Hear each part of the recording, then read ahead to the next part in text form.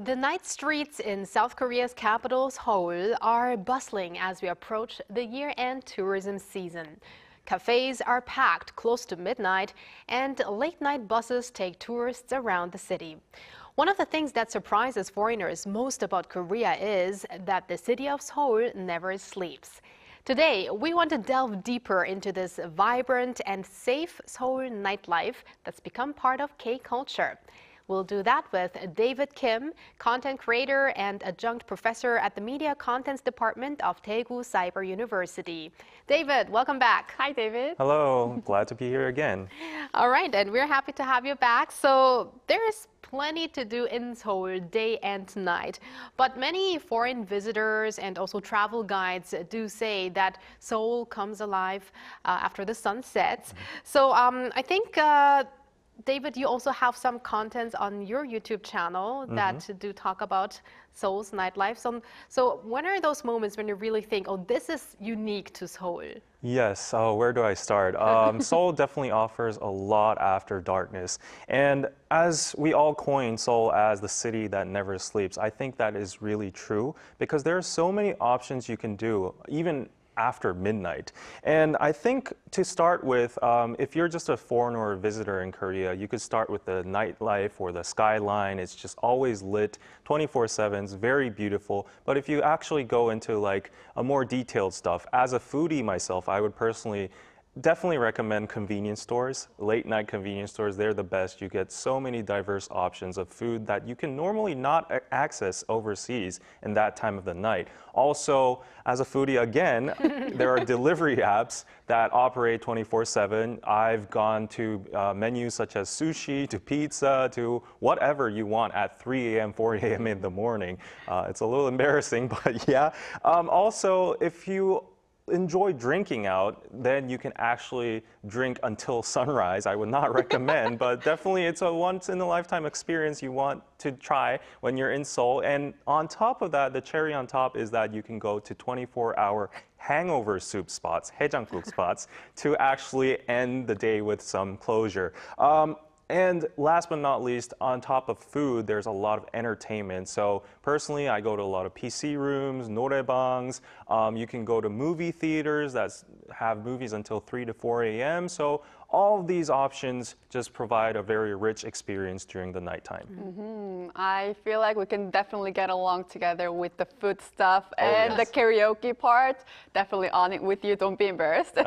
I'm joining you. And since when exactly has Seoul been, as a vibrant city at night? As a creator of KA content, I know you'll be on top of trends, up to date with things, latest things. So do you see any changes from the past in regards to nightlife in Seoul or Korea? Yes, for sure. I think, to be fair, Korea and Seoul has always been like this. It's always been vibrant at night. We are definitely called the nation or nationality of umjugamu, which is like drinking, dancing, entertainment, and all that. So we've definitely been enjoying our nighttime. But most recently, I think it's become more vibrant because of some policy changes or some economic or environmental changes.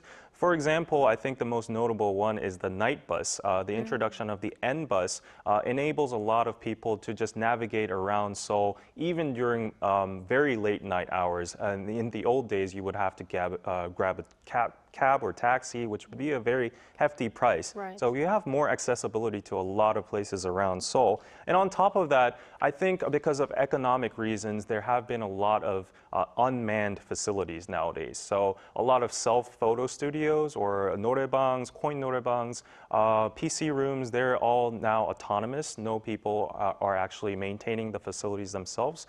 So in a good way, we could think that we have access to them 24 hours. So we have a lot of options over there. So yeah, I think, those kind of things definitely weigh in when, we are talking about like the 24-hour life in Seoul. And those are the most recent changes.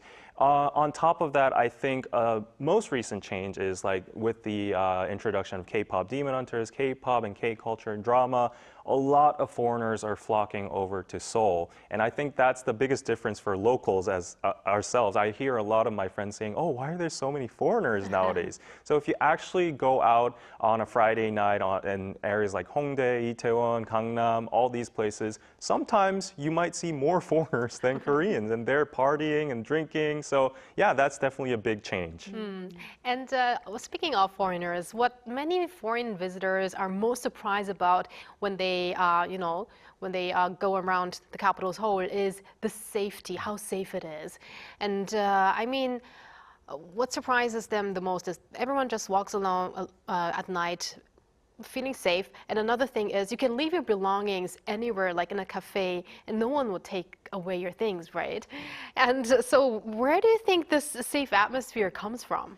Yes, so first of all, I get stressed whenever a foreigner says, oh, Korea is only safe because of CCTVs and surveillance cameras. It is a fact that we do have a lot of CCTVs, but to debunk that a little bit, there are great cities, bigger cities in the world that have more CCTVs per capita or per landmass than Seoul, but they have higher crime rates. So statistically, that can be debunked. I'm not denying the fact that CCTVs take a big part in the safety aspect, but I would like to lean on a little bit more towards the mindset, the general mindset of the Korean people and Seoulites as well. Because I don't actually know where to pinpoint where it comes from or roots from, but in general, I do think people have a very high moral standard over here, very big moral awareness. They would like to be respectful towards other people, and they just have this general rule that don't steal. Like, why are you looking out for other person's belongings? Like, just don't go that way. So definitely those kind of factors weigh in.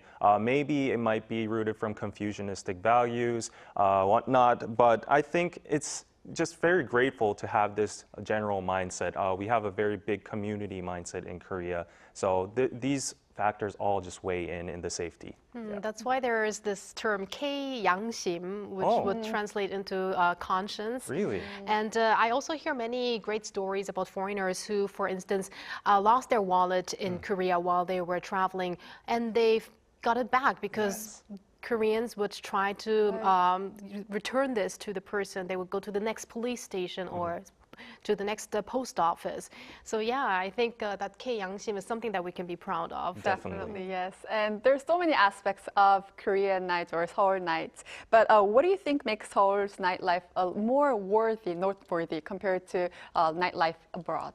So we've talked a lot about the food, the entertainment, and the convenience, but I think we need to spotlight a little bit more on the practical side of Seoul. So for instance, if you're a foreigner or if you're a local here that has a medical emergency in the middle of the night, it's an emergency. You can't go to the emergency room that's like 1 hour away from your house. So if you do a quick search on Google or Naver, you just can find and locate 24-hour hospitals that are right near you in the vicinity. So it's very accessible. Also, there are 24-hour operating pharmacies as well, so you can get a quick, medication or medicine from them. And just to mention, I'm a dog owner, so my dogs sometimes have medical emergencies, and I was very surprised that there are vets that are open 24 hours as well too. So very human and pet-friendly environments over here in medical-wise. And also, on top of that, if you want to study or maybe focus on work, if you're a night owl like myself,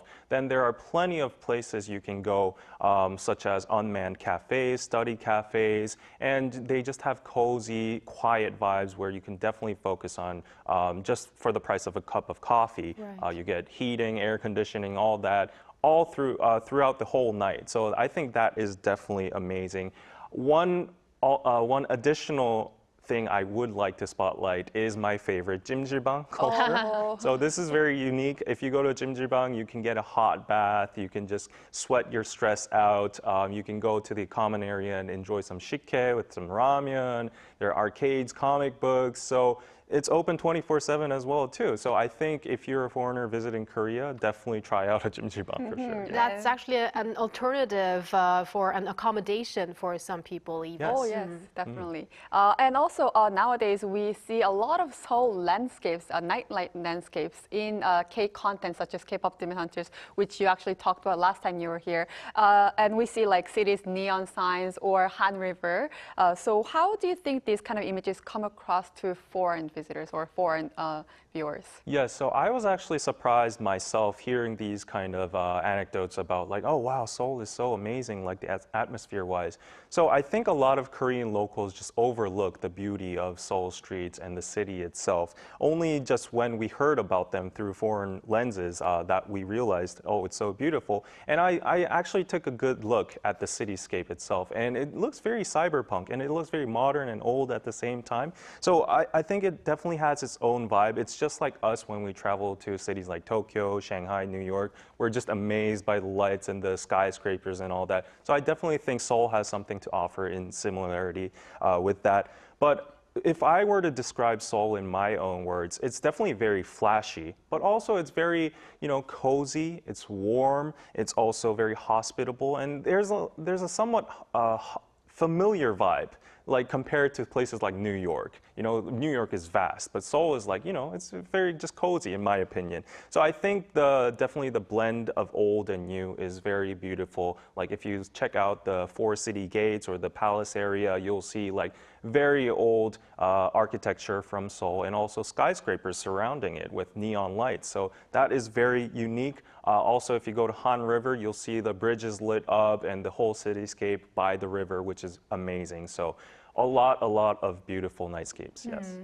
And now there is a term called 서울병 or Seoul syndrome, and this has emerged because people that visited Seoul, they really want to revisit and have a desire to come back. So can you tell us a little bit about that phenomenon? Yeah, so when I heard about the word 서울병, I giggled a little bit because like, Seoul disease, really? Is there a thing like that? I've never heard of it as a local, but definitely with the introduction of K-pop, K-dramas, and the recent K-pop Demon Hunters, which had the locations as Namsan Tower and a lot of locations in Seoul, that definitely led to a lot of people visiting Korea to actually see it for its own eyes.